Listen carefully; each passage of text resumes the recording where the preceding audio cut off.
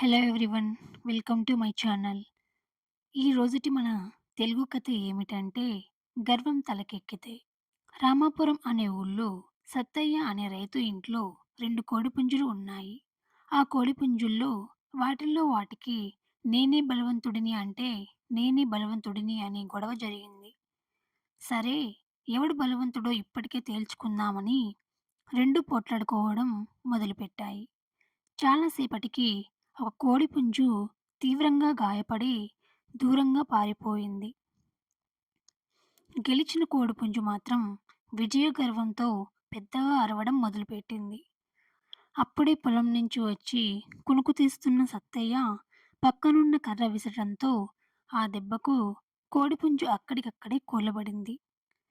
ఈ కథలోని నీతి ఏమిటంటే, విజయ గర్వంతో విర్రవీగేవాడికి దేవుడు తగిన శిక్ష వేస్తాడు. ఈ కథ మీకు నచ్చినట్లయితే మన ఛానల్‌ని లైక్ చేయండి, షేర్ చేయండి, కామెంట్ చేయండి అండ్ సబ్స్క్రైబ్ చేయండి. మరొక సరికొత్త కథతో మీ ముందుంటాను.